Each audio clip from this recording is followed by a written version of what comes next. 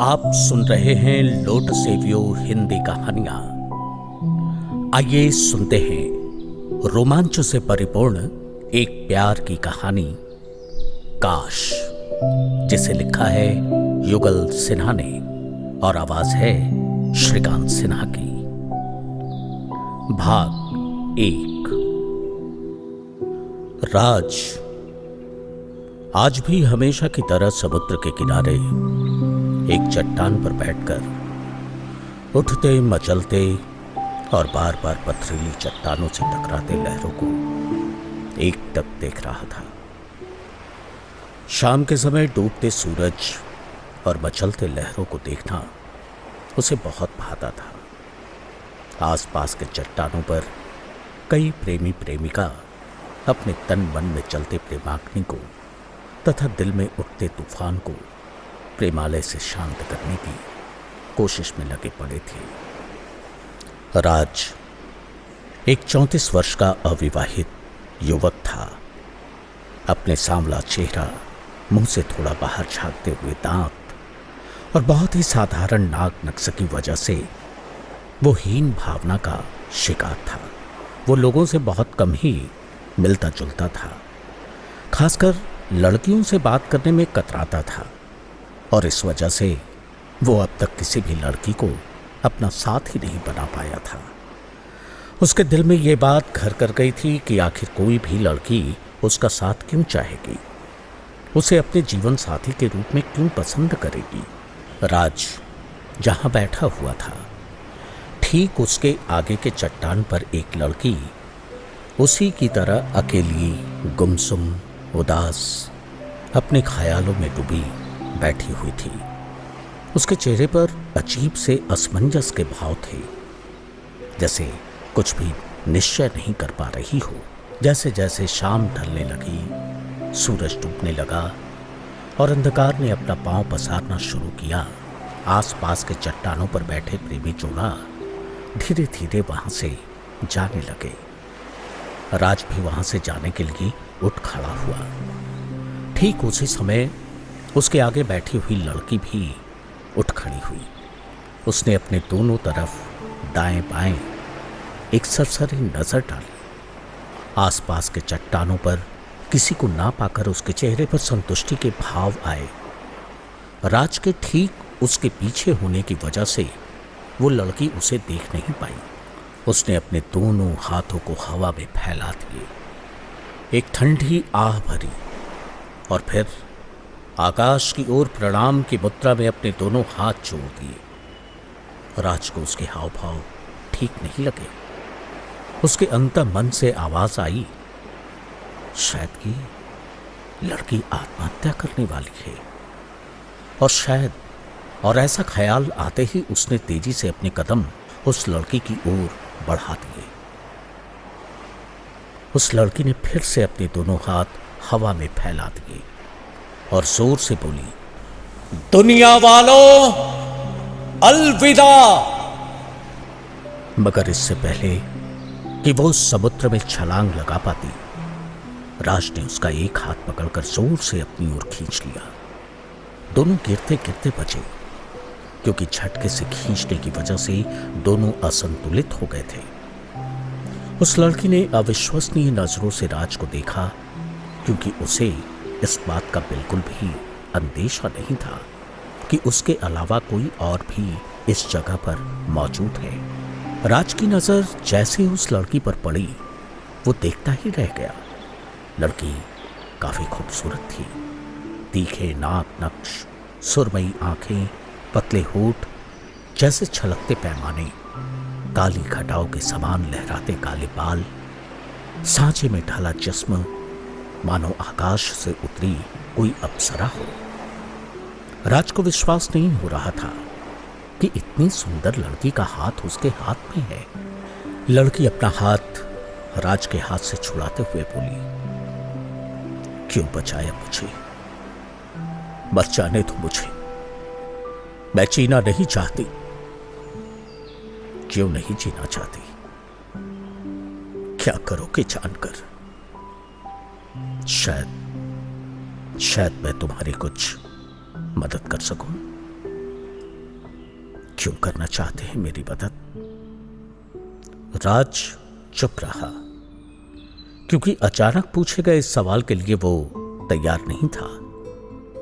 आप चुप हैं, पर मैं जानती हूं आजकल कोई किसी की बेवजह मदद नहीं करता।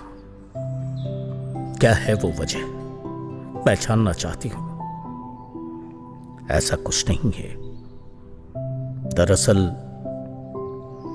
मैंने भी जिंदगी में इतना कुछ देखा है, इतना कुछ सहा है कि मुझे तुम्हारी तकलीफ का कुछ कुछ अंदाजा है। और इसीलिए खैर छोड़ो इस बात को। आखिर तुम क्यों मरना चाहती हो? क्यों जीना नहीं चाहती? जब जिंदगी के सारे रास्ते बंद हो जाएं, कुछ भी सूझ नहीं रहा हो, जिंदगी के सफर में न आगे जाने की गुंजाइश हो और न पीछे लौटने की, तो फिर क्या रह जाता है? हाँ, क्या रह जाता है जिंदगी में सिवाय मौत को गले लगाने के? तुम्हारी पहेली भरी ये बातें तुम ही जानो। सही वजह तुम बताना चाहती हो तो कोई बात नहीं, मगर अब चले यहां से, अंधकार बढ़ रही है। ऐसे क्या देख रही हो? अगर तुम्हें मुझ पर विश्वास हो तो यकीन जानो, हर हाल में तुम्हारी ओर बढ़ाया हुआ मेरी मदद का हाथ कभी पीछे नहीं हटेगा। लड़की थोड़ी देर असमंजस की स्थिति में खड़ी रही और फिर कुछ निश्चय कर पास में रखा अपना बैग उठाकर राज के साथ समुद्र से सटे सड़क की ओर चल पड़ी। चलते चलते वो राज से पूछी, आपने अपना नाम नहीं बताया? मैं राज आनंद हूं, यहीं एमके रोड में एक प्राइवेट कंपनी में काम करता हूं। मगर अभी तक तुमने भी अपना नाम नहीं बताया, और क्यों मरना चाहती थी ये भी। सपना, मैं सपना हूं, मां पापा से, बल्कि आसपास सभी से लड़कर, या यूं कहें कि एक तरह से भागकर घर से मुंबई आई थी हीरोइन बनने। मेरे सपने बड़े बड़े थे, पर शायद मेरी समझ उतनी बड़ी नहीं थी। ऐसा नहीं है कि मुझे काम नहीं मिला, छोटे मोटे रोल मिले भी, पर वो बात नहीं बनी। धीरे धीरे पास का सारा पैसा खत्म हो गया। 2 महीने का किराया न देने के कारण मकान मालिक ने घर से निकाल दिया। मैं रोड पर आ गई। इतने बड़े शहर में कहां जाती और अपने घर किस मुंह से लौटती? पर तुम तो इतनी खूबसूरत हो, तुम्हें तो काम। राजू बाबू, सच पूछो तो ये खूबसूरती ही मेरी दुश्मन है, क्योंकि इस वजह से लोगों को मुझे काम देने में कम और मेरे चेहरे और जिस्म में ज्यादा दिलचस्पी है। काम देने की कीमत मेरे जिस्म से। ओह, मैं समझ गया। देखो, तुम अपनी खूबसूरती के कारण परेशान हो और मैं अपने बदसूरत चेहरे से। क्या हुआ है आपके चेहरे को? ये इतना भी बदसूरत नहीं, अच्छा भला तो है। इतनी खूबसूरत लड़की के मुख से अपने चेहरे के विषय में ऐसा सुनकर राज को बहुत अच्छा लगा। उसके चेहरे पर एक अजीब सी चमक उभर आई। उसने सपना के आंखों में गौर से देखा, मानो वो उसके इस बात की सच्चाई को समझने की कोशिश कर रहा हो, और फिर अपनी नजरें सपना के आंखों से हटाकर बोला, अच्छा लगा तुम्हारे मुख से ये सुनकर, और हां, तुम मुझे तुम बुला सकती हो, मुझे अच्छा लगेगा। राज बाबू, आपने मुझे मरने से तो बचा लिया, पर कैसे करेंगे मेरी मदद? क्योंकि इस शहर में अब मेरा कोई ठिकाना नहीं है। अगर तुम चाहो तो मेरे साथ मेरे घर चल सकती हो, और हां, अगर तुम्हें मुझ पर विश्वास हो तो। विश्वास नहीं होता तो मैं एक अनजान व्यक्ति के साथ, यानी तुम्हारे साथ यूं सड़क पर नहीं चल रही होती, क्योंकि घर में मैं अकेले ही रहता हूं।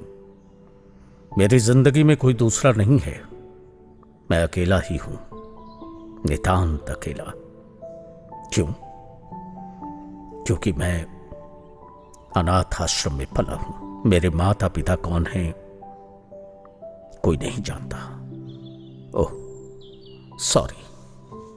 तुम्हें सॉरी कहने की जरूरत नहीं, क्योंकि यह सच है, मेरी जिंदगी अपने आप में सॉरी है। खैर, छोड़ो इस बात को।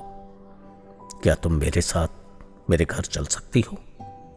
हाँ, चल रही हूं, क्योंकि अब इस हालात में मुझे तुम पर विश्वास करने के अलावा और कोई रास्ता भी तो नहीं है। आओ, यहां से हम टैक्सी ले लेते हैं, क्योंकि मेरा घर यहां से दूर है। करीब 15 मिनट की यात्रा के बाद टैक्सी त्रिलोकी अपार्टमेंट के आगे जाकर रुकी।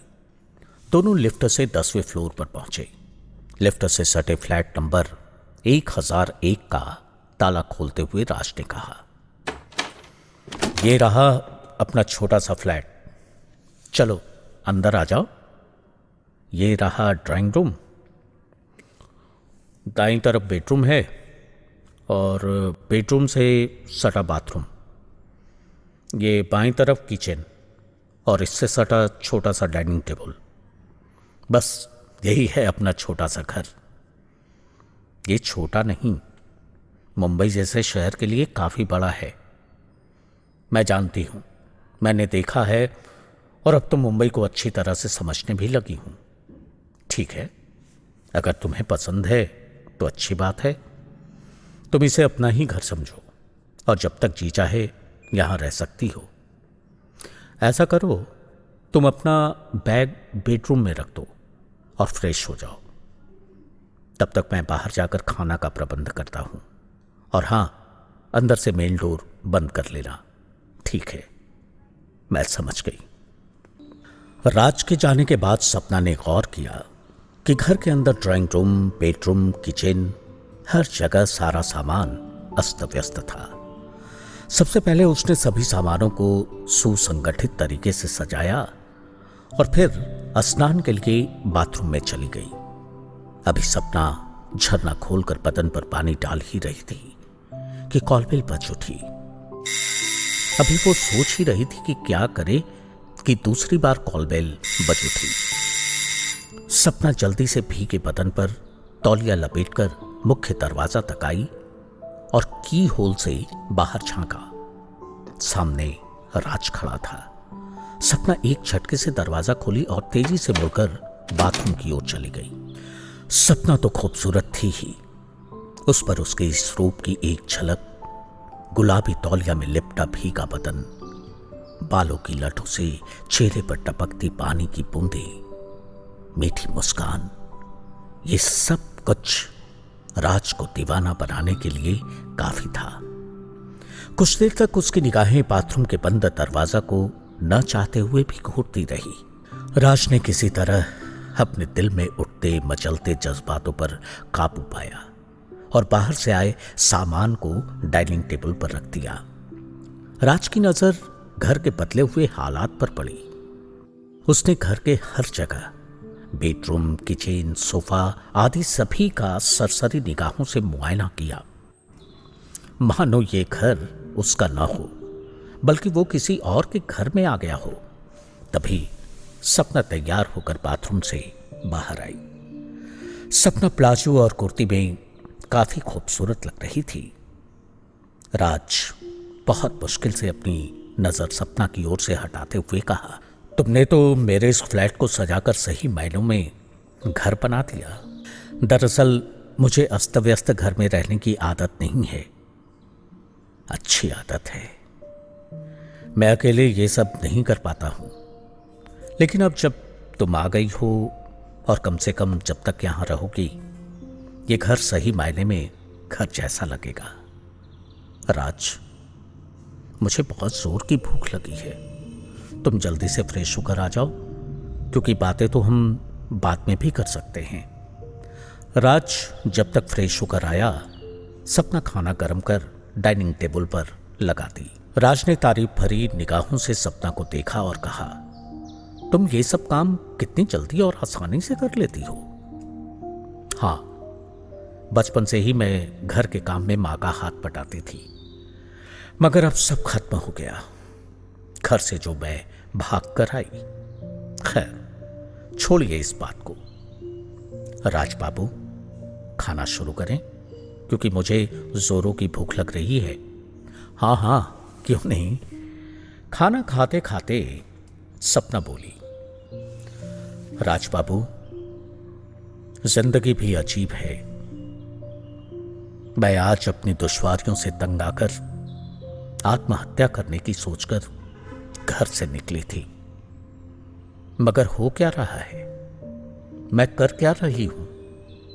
कल तक हम एक दूसरे को जानते तक नहीं थे, और आज एक ही घर में हम दोनों इस तरह साथ साथ बैठे हैं जैसे वर्षों से हम एक दूसरे को जानते हो। आपको नहीं लगता राज बाबू कि ये सब जैसे कोई फिल्म चल रहा हो और हम उसके पात्र? सपना, सच पूछो तो मुझे भी ये सब सपना ही लग रहा है, क्योंकि कल तक कोई लड़की मेरी दोस्त तो दूर, मैं लड़कियों से बात करने में भी कतराता था, और आज तुम जैसी खूबसूरत लड़की मेरे साथ मेरे घर में है, और मैं इस तरह तुमसे बेझिझक बात कर रहा हूं जैसे हम दोनों की बहुत पुरानी दोस्ती हो। बात करते करते राज ने अपना खाना समाप्त किया और बोला, सपना, जब तुम्हें सोने की इच्छा हो तुम बेडरूम में जाकर सो जाना, और मैं यहीं सोफा पर सो जाऊंगा। क्या ये अच्छा लगेगा? तुम यहां सोफा पर और मैं बेडरूम में? हाँ, मुझे अच्छा लगेगा। मेरी बात मानो और जैसा मैं कहता हूं तुम बेडरूम में जाकर सो जाओ। राज डाइनिंग टेबल से जूठा बर्तन उठाकर किचन में साफ करने के लिए ले जाने लगा। सपना बोली, बस अब इसे रहने दो, मैं कर लूंगी। राज सपना को असमंजस की नजरों से देखने लगा। देखिए राज बाबू, मैंने आपकी एक बात मान ली और अब ये मुझे करने दीजिए। सपना बर्तन साफ करने के बाद बेडरूम में सोने चली गई, मगर उसकी आंखों में नींद नहीं थी। आज के दिन का घटनाक्रम एक एक कर उसकी आंखों के सामने चलचित्र की भांति चल रही थी। इधर सुबह पर राज के आंखों से भी नींद कोसों दूर थी। उसे अभी भी ये सब सपना ही लग रहा था। वो सोच रहा था उसकी किस्मत ने अचानक कैसी करवट ली थी। कल तक उसके जीवन में निरस्ता के घनघोर काले बादल थे। संसार में अपना कहने के लिए कोई नहीं था, और आज अचानक काले बादल ने खुशियों की बारिश की थी। उसका जीवन नई चाहतों की रोशनी में नहा उठा था, और तमन्नाओं के कई नए फूल मुस्कुरा रहे थे। उसे अपने तकदीर पर गर्व हो रहा था। जिंदगी में पहली बार किसी लड़की ने उसके दिल पर हौले से प्यार भरी दस्तक दी थी। राज अपनी जिंदगी में आने वाले कल को सपना के साथ बिताने की सोचकर कई ख्वाब बुनने लगा, मगर तभी उसका ध्यान इस ओर गया कि सपना तो इस घर में मेहमान है। आज है, शायद कल नहीं। ये सोचकर वो बदहवास सा हो गया। बेचैनी और घबराहट से उसके माथे पर चिंता की कई लकीरें उभर आईं। वो अपने आप से बोला, नहीं नहीं, वो ऐसा नहीं होने देगा। वो सपना की हर बातों का ख्याल रखेगा, उसकी हर सुविधाओं का ध्यान रखेगा। वो सब कुछ करेगा जिससे सपना को खुशी मिलती हो। और फिर सपना यहां से जाने के बारे में कभी सोचेगी भी नहीं। रात में काफी देर जागने के कारण रात सुबह देर तक सोता रहा। सपना को सुबह सुबह ही उठने की आदत थी। बेडरूम से बाहर आने पर उसकी नजर सोफा पर पड़ी। राज गहरी नींद सो रहा था। सपना राज को गौर से देख रही थी। सपना को राज मासूम, भोला भाला, ठीक एक बच्चे के समान लगा। वो सोच रही थी, क्या आज के जमाने में भी इस तरह के शरीफ इंसान हैं? बेडरूम में एक खूबसूरत जवान अकेली लड़की, घर अंदर से बंद, मगर कोई हलचल नहीं, ऐसी वैसी कोई हरकत नहीं, जैसे राज को कोई फर्क ही ना पड़ता हो। राज इससे पहले कि जाग जाए, सपना जल्दी से बाथरूम में चली गई और थोड़ी देर में तैयार होकर बाहर आई, मगर राज अभी भी गहरी नींद सो रहा था। सपना अब राज को जगाना उचित समझी। राज, राज, देखो कितना समय हो गया और अभी तक तुम सो रहे हो। राज हड़बड़ा कर उठा और घड़ी पर नजर पड़ते ही बिना कुछ बात किए जल्दी से बाथरूम में चला गया। बाथरूम से बाहर आने पर उसकी नजरें सपना को चारों तरफ खोजने लगी, मगर न तो वो ड्राइंग रूम में थी और न ही बेडरूम में। उसने अंदाजा लगाया शायद सपना किचन में होगी।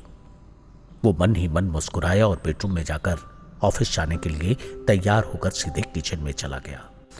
सपना ऑमलेट बना रही थी। राज पर नजर पड़ते ही बोली, तुम डाइनिंग टेबल पर जाकर बैठो, मैं नाश्ता लेकर वहीं आती हूं। नाश्ता करने के बाद चाय पीते पीते राज ने कहा, सपना, मेरा तो आज एक अर्जेंट मीटिंग है, इसलिए ऑफिस जाना जरूरी है, मगर दिन भर तुम क्या करोगी? मैं तो आज केवल आराम करूंगी और टीवी देखूंगी। बहुत दिनों बाद मुझे आज ऐसा मौका मिला है।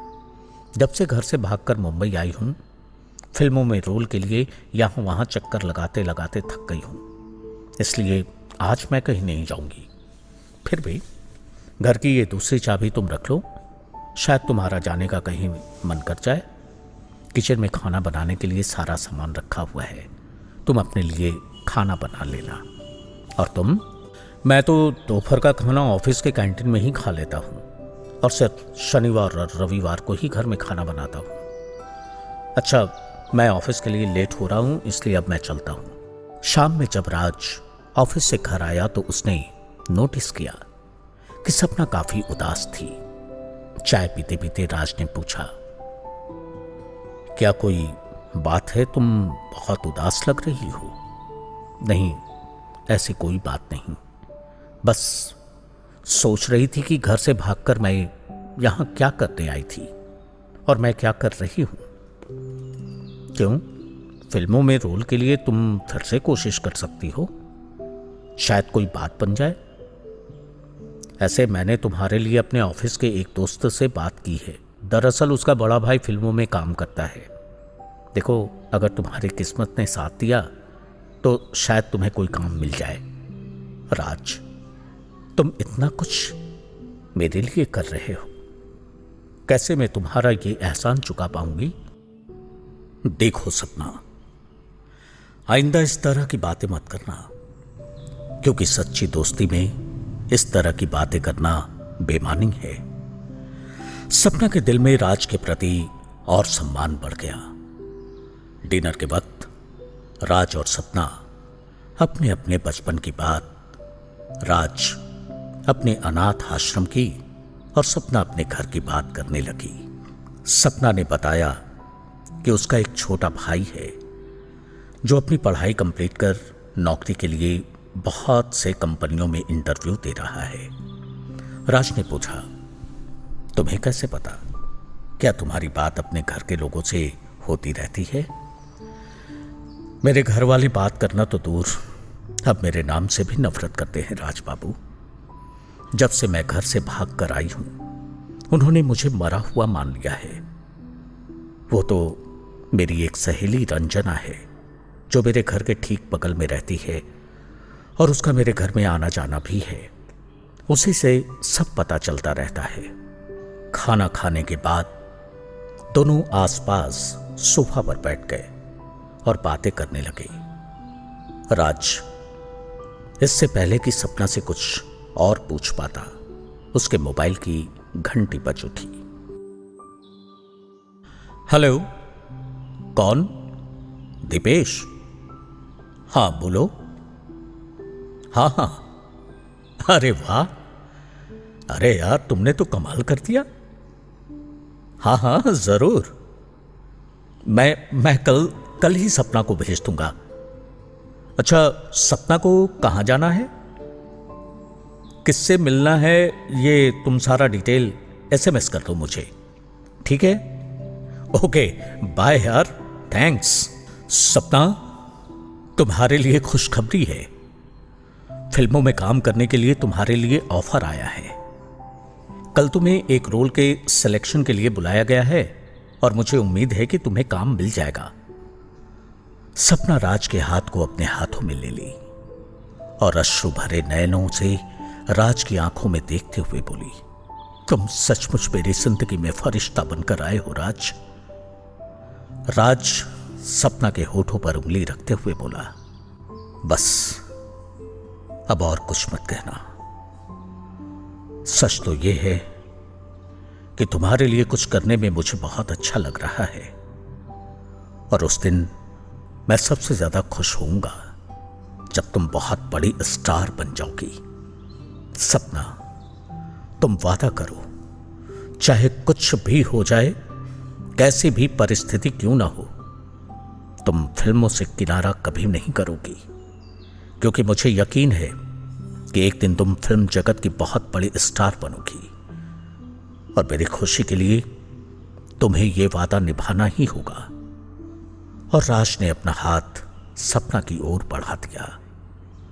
सपना अपना हाथ राज के हाथ पर रखते हुए बोली, राज तुम कितने अच्छे हो, इस दुनिया के तो नहीं लगते। तुमने मेरे ड्रीम को अपना ड्रीम बनाया, मेरी खुशी में तुमने अपनी खुशी ढूंढी। बस सपना, अब इतना भी मुझे महान मत बनाओ।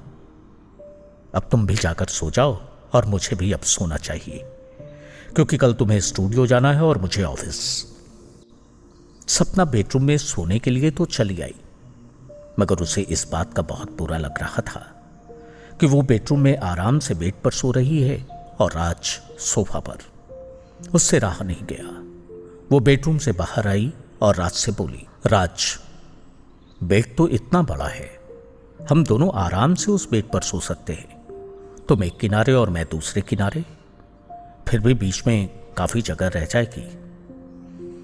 राज सपना को अजीब सी नजरों से देख रहा था और उसके कहने का मंतव्य समझने की कोशिश कर रहा था। राज, इस तरह से देखने की जरूरत नहीं है। मैं आदमी को अच्छी तरह पहचानती हूं, इतनी समझ है मुझे। तुम उन लोगों में से नहीं, मुझे तुम पर अपने आप से ज्यादा भरोसा है। मगर राज ने कहा, मगर अगर कुछ नहीं, बस तुम बेड पर सोने के लिए आ रहे हो। राज सपना के जिद के आगे हार मान गया और बेड पर जाकर एक किनारे सो गया। मगर उसके आंखों में नींद नहीं थी। उसे अजीब से बेचैनी हो रही थी। उसे अजीब अजीब से ख्याल आ रहे थे। उसके दिमाग में उथल पुथल मची हुई थी। किसी लड़की का सानिध्य पाने के लिए अपने जीवन में अब तक वो तरसता रहा था, और आज एक ही घर में एक सुंदर लड़की के साथ सिर्फ रह ही नहीं रहा था, बल्कि एक ही बेड पर सो रहा था। राज के दिमाग में अचानक ये बात आई कि सपना बहुत जिद करके उसे एक ही बेड पर सोने के लिए राजी की। कहीं इसके पीछे उसकी मंशा कुछ और तो नहीं? नहीं नहीं, ऐसा लगता तो नहीं है। फिर भी उसने धीरे से पलटकर सपना की ओर देखा, मगर राज गलत था। सपना दूसरे तरफ मुंह कर आराम से सो रही थी। राज ने सोचा, सपना को मुझ पर कितना भरोसा है और मैं यूं ही बेकार की बातें सोच रहा हूं। मुझे भी उसके भरोसे की लाज रखनी चाहिए। ये सोचकर राज भी चुपचाप सो गया। सपना को राज के दोस्त के भाई की सहायता से फिल्मों में छोटे छोटे रोल मिलने लगे, जिससे वो अब हमेशा खुश रहती थी। राज भी सपना का साथ पाकर काफी खुश था। जब भी वक्त मिलता, दोनों सपना और राज अपने पसंदीदा जगह समुद्र के किनारे उसी चट्टान पर चले जाते जहां वो दोनों पहली बार मिले थे। क्योंकि वो जगह उनके जीवन में काफी मायने रखता था। सपना और राज दोनों मन ही मन एक दूसरे को प्यार करने लगे, मगर लफ्जों से कभी एक दूसरे पर अपना प्यार जाहिर नहीं किया। सपना को एक दिन हीरोइन की सहेली का रोल करने का ऑफर मिला, जो कि उस फिल्म के लिए बहुत महत्वपूर्ण रोल था। उस दिन उस फिल्म की लॉन्चिंग थी। सपना को काफी लेट होने वाली थी, इसलिए उसने राज को फोन कर इसकी सूचना दे दी। सपना के समय पर घर न आने से राज को आज घर में बिल्कुल भी मन नहीं लग रहा था। सपना के बिना घर सूना सूना लग रहा था। साथ में रहते रहते वो सपना का इस कदर आदी हो चुका था, उसकी कमी कुछ समय के लिए भी वो बर्दाश्त नहीं कर पा रहा था। सुकून और चैन की तलाश में वो समुद्र के किनारे उसी चट्टान पर जाने के लिए घर से निकल पड़ा, मगर सपना के बिना उसे वहां भी कुछ भी अच्छा नहीं लग रहा था। करीब रात 12 बजे कॉल बेल की घंटी बजी। राज ने दरवाजा खोला। सपना के मुंह से शराब की हल्की हल्की महक आ रही थी और वो लड़खड़ाती हुई घर के अंदर घुसी। राज ने पूछा, सपना तुम ठीक तो हो ना? क्या तुमने शराब पी है? सॉरी राज, मगर मेरा विश्वास करो, मैंने तो कोल्ड ड्रिंक्स पी थी, पर लगता है किसी ने धोखे से मेरे साथ मजाक करने के लिए मेरे कोल्ड ड्रिंक्स में शराब मिलाती थी और गलती से मैं पी गई। राज कुछ नहीं बोला और चुपचाप बेड पर जाकर सो गया। सपना किसी तरह बाथरूम में जाकर अपना कपड़ा चेंज की और आकर बेड पर लेट गई। शराब पीकर घर में आने के कारण सपना को अपने आप पर काफी गुस्सा भी आ रहा था और राज के लिए बुरा भी लग रहा था, क्योंकि राज को शराब से सख्त नफरत थी। वो नाइट लैंप की रोशनी में राज की ओर देखी। राज आंखें बंद कर सो रहा था। वो धीरे धीरे उसके करीब आई और राज का हाथ अपने हाथों में लेकर बोली, राज, तुम मुझसे नाराज तो नहीं हो? मेरा यकीन करो, मैंने जानबूझकर नहीं पी। मैं कौन होता हूं तुमसे नाराज होने वाला?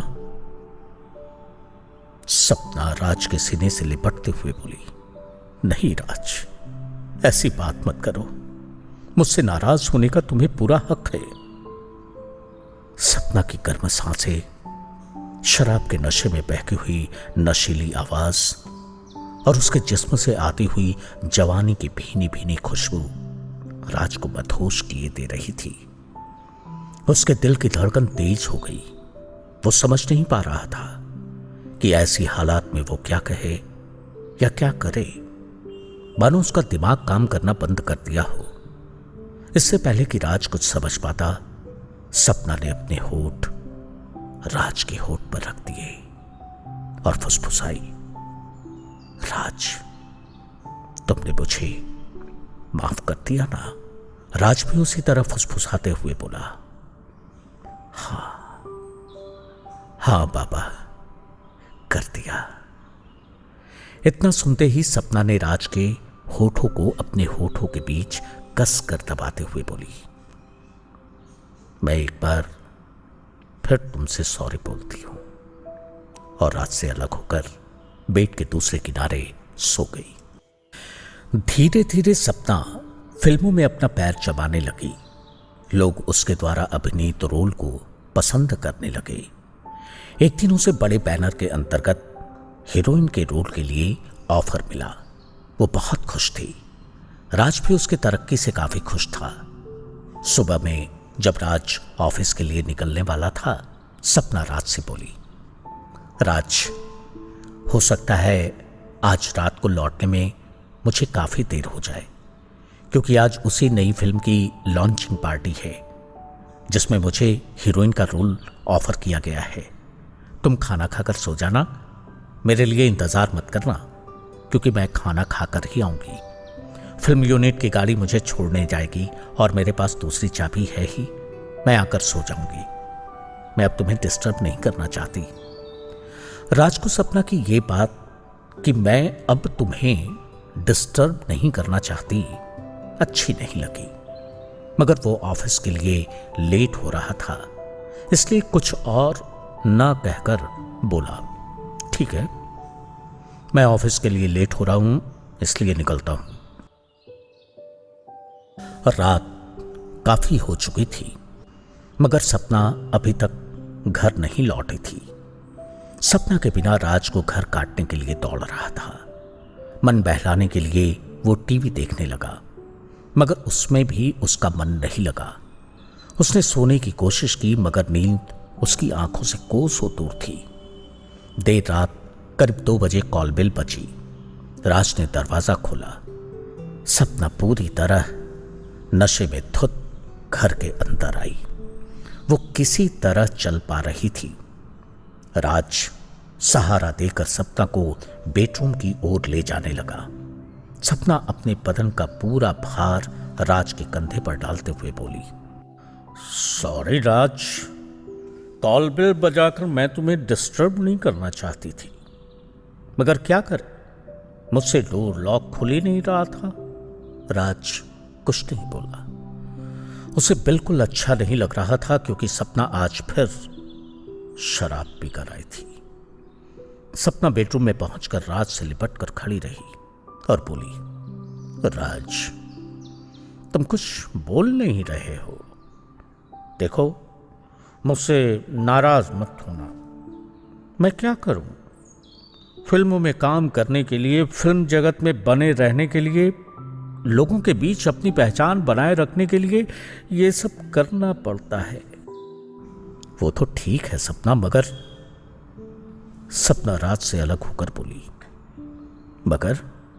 मगर क्या राज, तुम्हें कुछ मालूम नहीं है, मैं अब हीरोइन बन गई हूं। हीरोइन, मेरी दुनिया बदलने लगी है। मैं अब इस दुनिया की नहीं रही।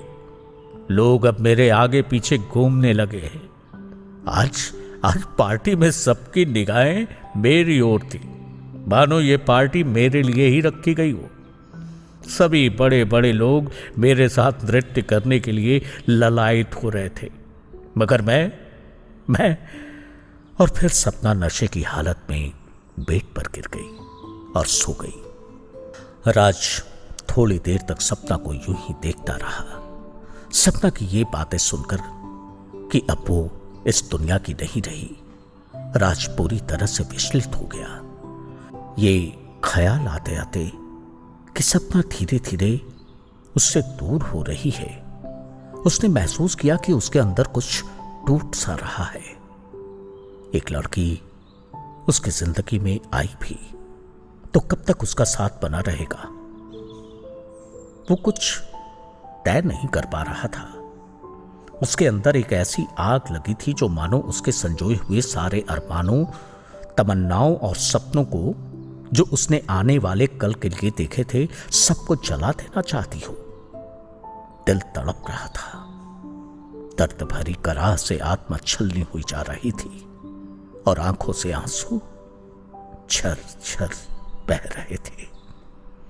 रात आंखों ही आंखों में बीत गई। राज भारी मन से सुबह उठकर ऑफिस जाने के लिए तैयार हो गया, मगर सपना अभी भी सो रही थी। सपना को लेकर भी वो काफी चिंतित था। वो सपना से बिना कुछ कहे ऑफिस के लिए निकल गया, मगर ऑफिस में काम करने में उसका मन बिल्कुल नहीं लग रहा था। बार बार उसका ध्यान सपना की ओर ही जा रहा था। पूरी रात न सो सकने के कारण वो थका हुआ महसूस कर रहा था। राज ऑफिस से छुट्टी लेकर घर में आराम करने की बात सोच ऑफिस से निकल आया।